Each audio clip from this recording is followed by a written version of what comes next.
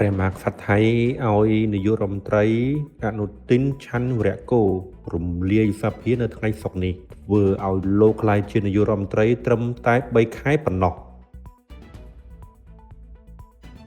យោងតាមសារព័ត៌មាន Fed 24បានចេញផ្សាយថានាយករដ្ឋមន្ត្រីថៃលោកអនុទិន ឆាន់វរៈកុលបានទទួលការយល់ព្រមពីព្រះមហាក្សត្រថៃនៅថ្ងៃសុក្រនេះដើម្បីរំលាយសភាដោយត្រួសត្រាយផ្លូវសម្រាប់ការបោះឆ្នោតសកលនៅដើមឆ្នាំក្រោយការបោះឆ្នោតសម្រាប់សភាតំណាងរាស្ត្រនឹងត្រូវធ្វើឡើងពី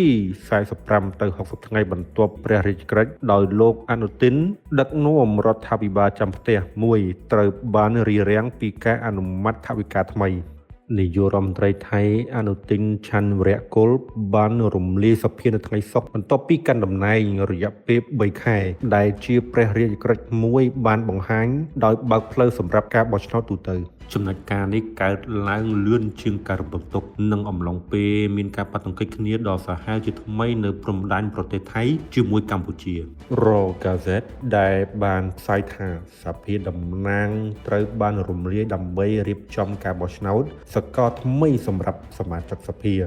លោកអនុទិនមកពីគណៈបកភូមិใจថៃបានក្លាយជានាយករដ្ឋមន្ត្រីកាលពីខែកញ្ញាបន្ទាប់ពីអ្នកស្នងតំណែងមុនរបស់គាត់ត្រូវបានដកចេញពីតំណែងដោយតុលាការជុំវិញការបំពានក្រមសីលធម៌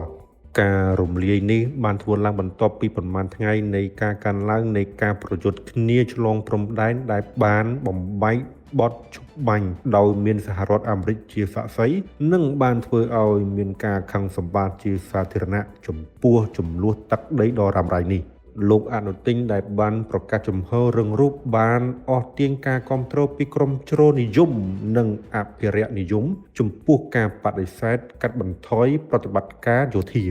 លោកបានច្រានចោលជាសាធារណៈនៅការអំពាវនាវឲ្យមានបទឈប់បាញ់ហើយបាននិយាយថាលោកនឹងមិនសម្របសម្រួលទេបើទោះបីជាចំនួនប៉ះពាល់ដល់ការចរចាពន្ធដែលកំពុងបន្តជាមួយសហរដ្ឋអាមេរិកក៏ដោយចំណុចការរំលាយសភាក៏បានកើតឡើងប្រមាណម៉ោងមុនពេលប្រធានាធិបតីអាមេរិកលោកដូណាល់ត្រាំបានត្រូវបានគេរំពឹងថានឹងទូរស័ព្ទទៅទាំងលោកអនុទិននិងនាយករដ្ឋមន្ត្រីកម្ពុជាសម្ដេចធិបតីហ៊ុនម៉ាណែតនៅថ្ងៃទី11ខែធ្នូក្នុងកិច្ចខិតខំប្រឹងប្រែងដើម្បីបញ្ឈប់ការប្រយុទ្ធគ្នាលោកត្រាំដែលបានសម្រុះសម្រួលបទឈប់បាញ់ដោយជោគជ័យបន្ទាប់ពីការប៉ះទង្គិចគ្នាកាលពីខែកក្កដាបានបង្ហាញទំនុកចិត្តថាគាត់អាចធ្វើអន្តរការីសន្តិភាពម្ដងទៀត